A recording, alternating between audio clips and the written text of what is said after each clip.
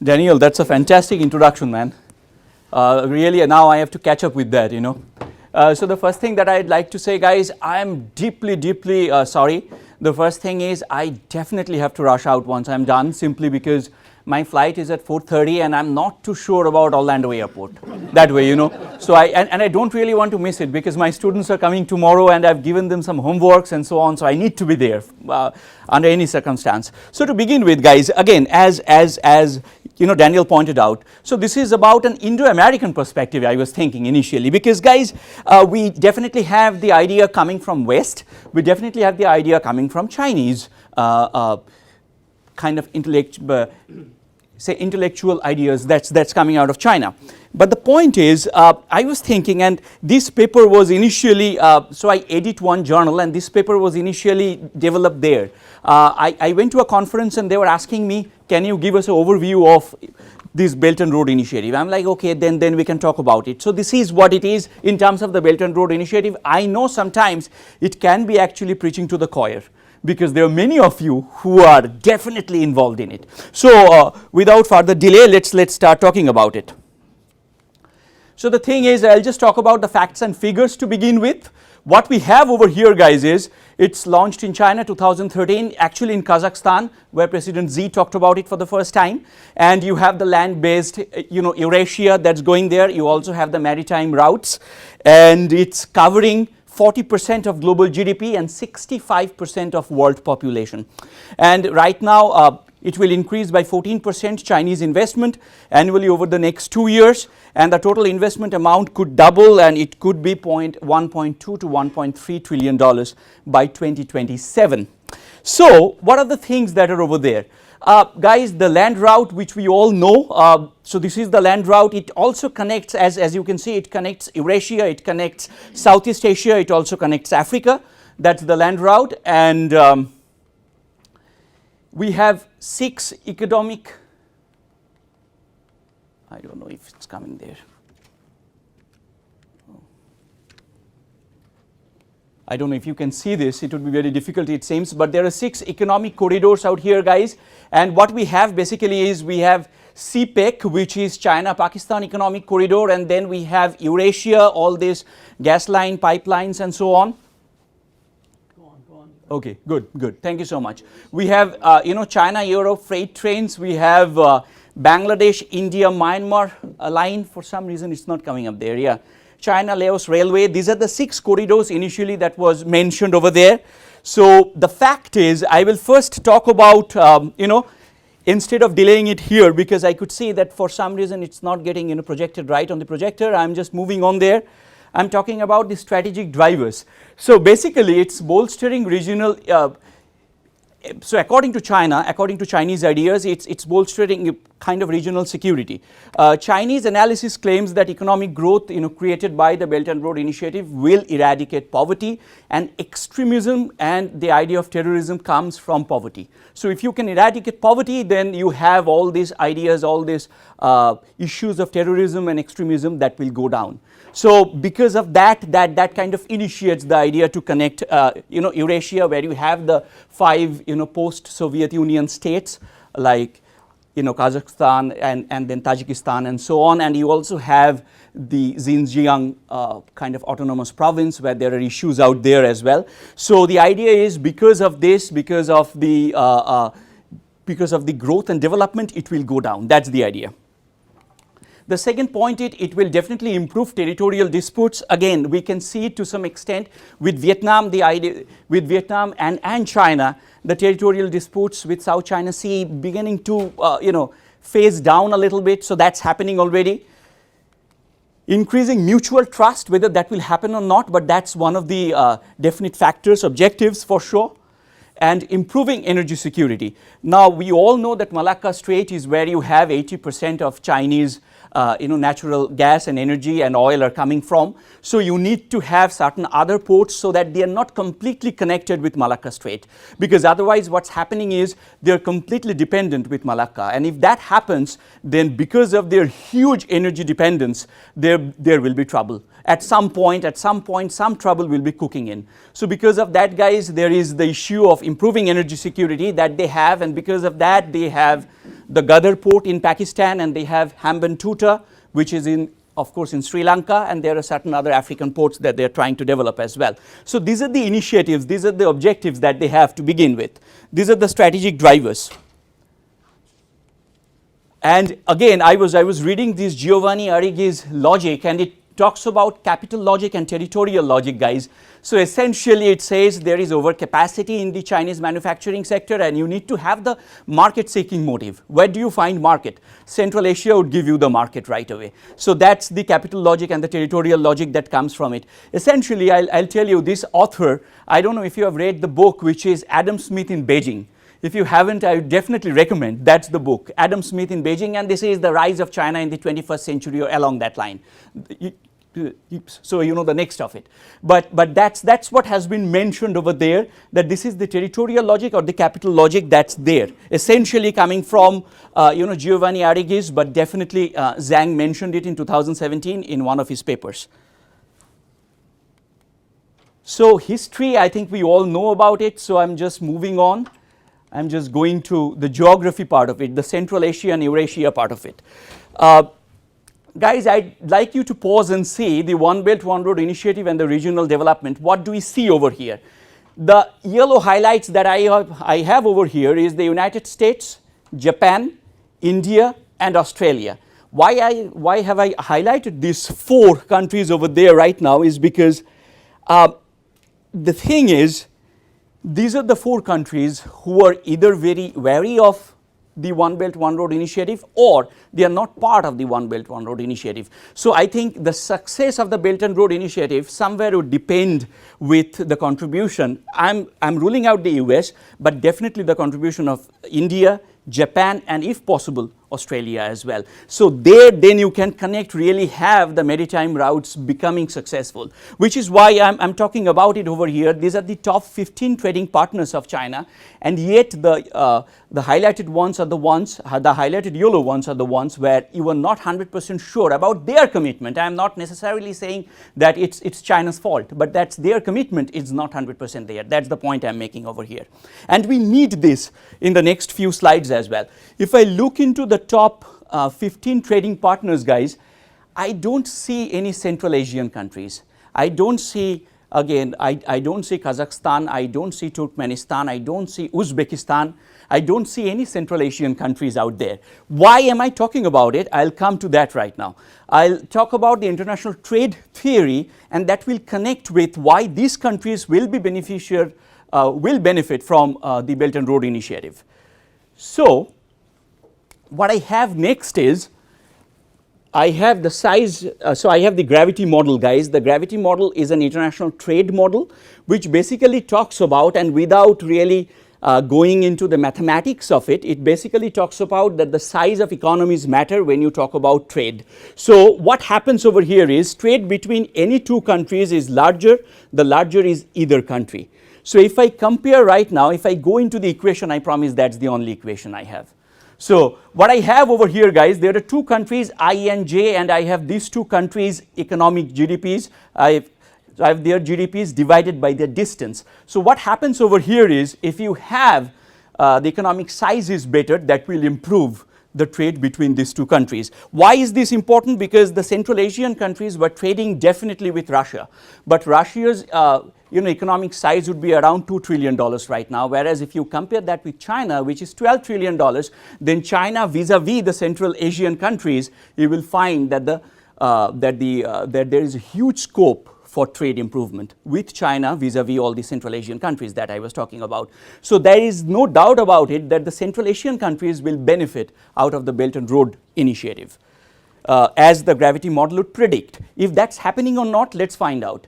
What we find is China trade with Central Asia. We find that this was the China trade with Central Asia in 2001, which is 0.9%, and right now it's 24.7%. It's actually surpassing Russia.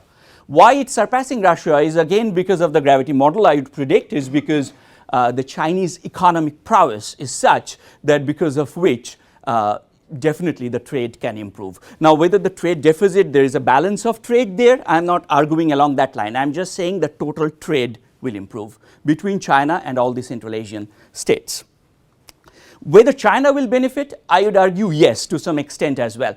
Because if you follow institutional economics, it says international trade will improve the regulatory quality, it will improve the rule of law, it will reduce corruption, it will, in other words, it will improve the institutions. It will make institutions better that way.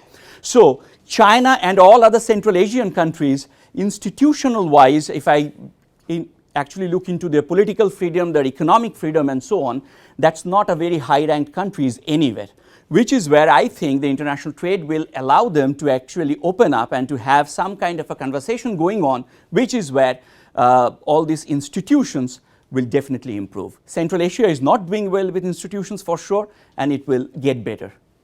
So what's the scenario right now? The scenario is regulatory quality. If you have high income OECD countries, you can see where they are, and you can see where the Central Asian countries and China are. In a similar vein, you can see that with the rule of law. In a similar vein, you can see that with the control of corruption. So what my argument is, and again, international trade theory, international trade literature has ample studies that will support the idea that trade will improve institutions. So if that's the case, then I can definitely argue, and I have no evidence if that's happening or not, but that's the assumption I'm making, that with the international trade theory that definitely suggests that it will improve institutions, and there are ample literature that exists, then definitely you can find 10 years down the line that the institutions should get better for all these countries in compared to all the Western countries that way. So right now it's not there. In fact, the economic freedom for China is 100, in the rank for China is 100. The rank for the other Central Asian countries are almost 115 to 120. So whether it will improve or not, okay, that's something we need to figure out, but there is a chance that it will. So that might be one of the best advantages of Central Asia and China of having this land route. What's the concerns, guys? The concerns begin with Africa, which I think we all talked about yesterday to some extent as well at a different presentation. So what happens is, this is the debt, challenging diplomacy that can be there. For many African states, the main question will be how they can leverage the vast sums of money behind the One Belt, One Road initiative. Projects are already undertaken, are already underway. However, for instance, Canada, so Kenya's debt to GDP ratio has risen from 40 to 53%, far above the government said, ratio of 45%. China's own uncertain economic prospects, if the Belt and Road initiative doesn't work, then unfortunately the African economies and all the infrastructural projects that they have a chance of a failure as well. So I'll just give you this graph here right now. China lends billions to Africa each year, and as you can see, there is a huge growth that happened. However, think about, say, here Djibouti. China holds 77% of debt for Djibouti. China holds $6.4 billion in loans for Zambia. For Congo, it holds at least 7.1 billion in Chinese debt. So if the Belt and Road initiative doesn't work, then I don't think they have a very good opportunity for the African countries as well. And there is another problem, like with the Chinese labor force that's migrating over there and so on and so forth, but that I think is very contentious. So I'm not going there, but definitely with the debt diplomacy, I can see if the Belt and Road initiative for some reason is not successful, then these countries are definitely at the front line for a failure.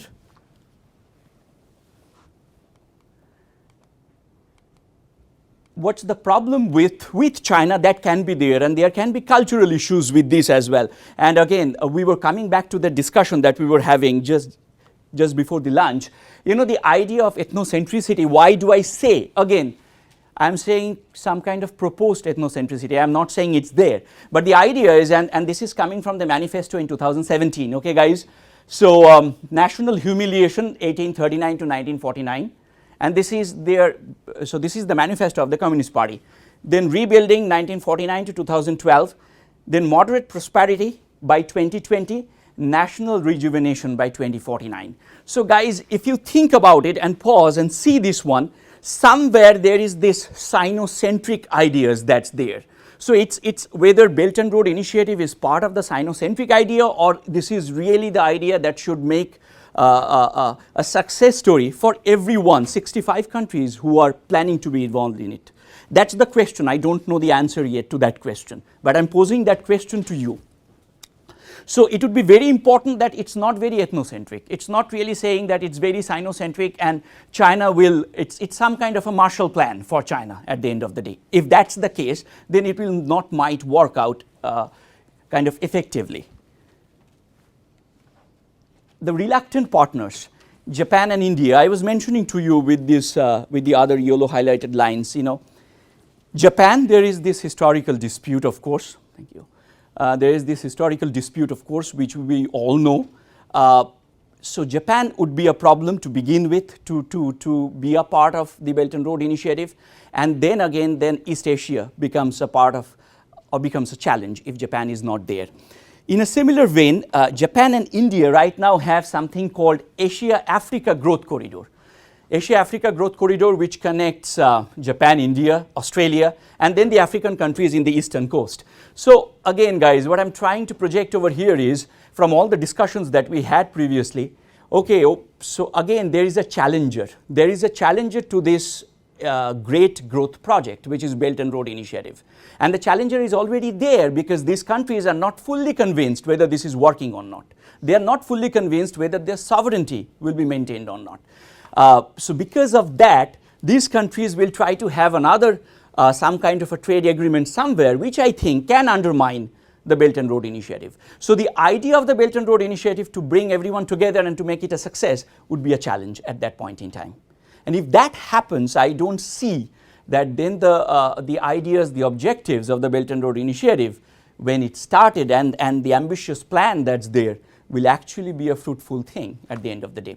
So what's scenario with India? Again, we know, and I'm not going to the India-centric part of it, but there is Sino-India dispute, border dispute, that's there, of course. And because of that, anybody who has been to New Delhi, you will see that there is a very cautionary note when we talk about the Belt and Road Initiative in India, because they are not fully convinced whether that's actually encroaching their national sovereignty or not, because of many issues. I'm not going there. You know, CPEC, which is China-Pakistan Economic Corridor, that's going through the dispute region of Kashmir, which is a dispute region for India and Pakistan. So when it goes there and India says, hey, that's our national sovereignty, you cannot enter there. However, China has $46 billion of investment in the CPEC. So because of all these issues with Japan and China, okay, with Japan and India, I think the maritime routes would be very challenging at the end of the day if that's not taken care of. So my fear is, with Japan, India, and of course with the regional balance that the US wants to make, they would like to have this Asia-Africa Economic Corridor as a counterbalancing thing for the Belt and Road Initiative. That would be US, but Japan and India would be key players because they want to have something like that too. But if that thing happens, that will undercut the initiative that's there, which is an ambitious one. And in the US, sometimes you can even call the Belt and Road Initiative as a complete presumptuous one. So if that's the case, it will not work out. So whether it will work out or not, I'm not an astrologer to predict. However, I can definitely say that there are issues out there which definitely needs to be taken care of.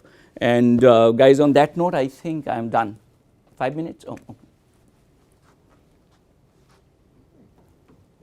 Well, okay. What we had planned is to have the Q&A round at the end, but given that Deepraj has to leave and we have about 10 minutes of his time, sure, because he needs to leave at 1:45, I think, at the yeah. So let's open it up for a few Sure. minutes. So any questions you have to Deepraj, because he can't be here for the Q&A round. Djibouti is sort of an exemplar in the case of a choke point, where you find a strong French military presence for historical reason, an American one, in fact the headquarters of the US Africa Command, and a Chinese one, the Chinese having commandeered Sure. a port facility. Can you say a little more about that? Because I think it underlies a lot of what you're saying. The perception in the quote-unquote West, as a shortcut expression, would be that there are geostrategic military implications quite beyond the search for markets. Yes, absolutely. And because of that, there is that negativity as well, in the Western media with Djibouti, which I was reading. But yeah, I mean, other than that, so what I saw is that the debt is quite huge, and my fear is once if at all the Belt and Road Initiative is not successful or not going in the direction that it should be, then the African economies, these various African economies would be in danger as well because of this huge infrastructural debt. Like I was thinking about Hambantota, Sri Lanka, they have a 99-year lease there, and the interest rate is 6%. So with a 99-year lease and 6% interest, I fear that somewhere down the line, Sri Lanka would be, and again, these are regional balances I'm talking about. So in Sri Lanka, what you will find is, that there are players for India, there are players for China. And I don't want these countries to actually perish there somewhere because of the other external pressures that's there, So that's why I found that that debt diplomacy, I'm not saying that's really debt diplomacy. And on the other hand, I also don't think this is really the extreme right would argue that this is neo-colonialism and so on and so forth. I don't think along that line. However, there are cautions, that's for sure. That much I can say. What's the consequences of default? The consequences of default is that you have to have certain IMF loans will be choked. I'm sorry. Certain IMF loans will be cancelled and so on and so forth. So all the developmental loans will be stopped and so on. So that's the challenge again. But China as a development bank, which is a rival to the IDBR. Which is, they have AIIB, Asian Infrastructure Investment Bank. They also have the New Development Bank, which is the BRICS Bank. Yeah, but that's another problem there because, John, the idea here is, we talked about BRICS. I mean, if I go back 10 to 15 years, we talked about BRICS every day, right? But what happened with international business right now is the idea of BRICS got undermined totally. Because again, coming back from a banking conference that happened in India, I can tell you that Indians are not very serious about the BRICS bank anymore. Because they think that this will not do the job that they're supposed to do. If you go back to the BRICS bank, it's actually 20% share for all these 5 economies. But I don't see, I think that's the idea of this, kind of skip. So they're very skeptical at the end of the day. That's my point precisely. The BRICS bank's rates of loan interest rates are 6% per annum compounded for sovereign states. Okay. No, is that the case? I don't know. Oh. I don't know. I haven't checked. No. Yeah. Thank you for a very interesting presentation. Thank you. One of the points that I thought you didn't emphasize that I think is important Sure. is the role of structural power that China gains as a consequence of its actions in the Belt and Road Initiative. Okay. Just as the United States engaged in the Marshall Plan in Mm-hmm. 1987, and as a consequence, reaped enormous structural power by binding countries to it, by developing relationships of various Sure. sorts. I think China is basically using the American game plan to do that, to accomplish that. I guess I'm curious to know what you think of that argument. The second real quick question is, what does India do about this? Does India have the capacity, India, foreign policy capacity, not to mention the financial capacity, to respond to this in any other way except ultimately to join it? frankly, if you ask me, I have an answer, but that's not very well appreciated back in India, probably would be. The reason is because Indian democracy, it's a multi-party democracy. So it's some kind of a cacophony at the end of the day. And what happens because of that is you need well centralized thoughts and centralized actions. But to do so, there is that the idea of autocracy kicks in.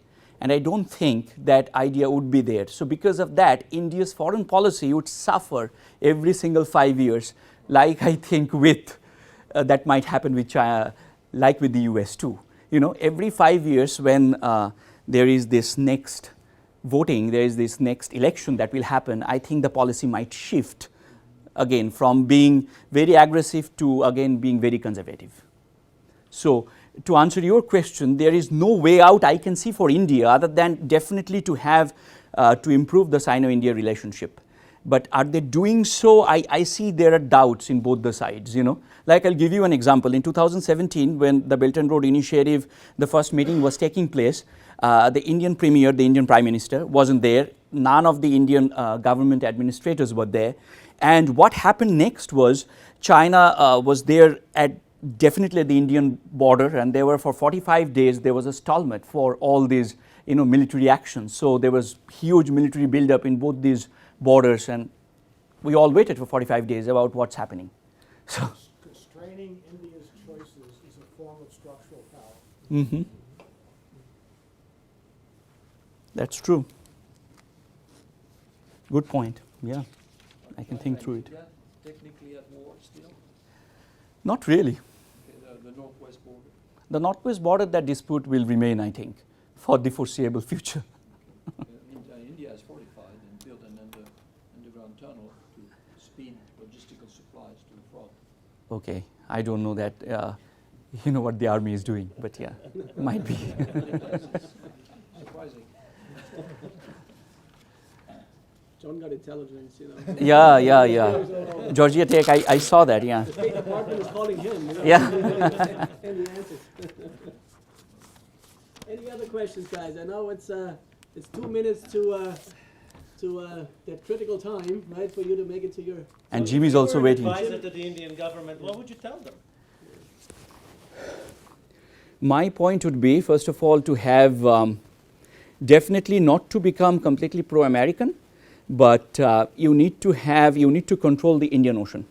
You cannot let Indian Ocean control go. And how could you do that? How do you do that? How do you do that? India has, I'm not sounding that India is that weak sibling. I'm not trying to sound like that. So the point is India has control, India has some kind of control in kind of Sri Lankan ports. India has her own ports in Indian Ocean. So it's not that easy, it's not a walkover at the end of the day in Indian Ocean, I'm saying. So your advice to Modi is? My advice to Modi? Yeah. Modi doesn't need my advice, but if he at all asks for it, my advice would be definitely to definitely improve the relationship with China. That's required. I don't see any reason why not to have an excellent relationship with China What does that mean where we what have. does that mean in practice? It means that if I really have to go back, and I have 1 minute, but I try to answer your question. The thing is, India has one part of India, one region of India, which is the new state in India, Arunachal Pradesh, which China doesn't say. China thinks that's their territory. And India's Aksai Chin, which was taken in 1962 from India, which is 8,000 square kilometers, it's in China. So India have no reason, I don't think India can go for a war with China and can actually do and engage in a war with China or any kind of border skirmish and can get those 8,000 kilometers back. What India has to do is India has to say, let's settle the border dispute, because that's the core issue. The border dispute remains always there. So let's settle that border dispute. And I don't see settling that border dispute will cost India much. However, I think that the incumbent government will then actually have to project themselves to be weak to the Indian mass. And I don't think that will work fine. So there is that kind of a trade-off that's there. With that, let's thank you, Deepraj. Okay.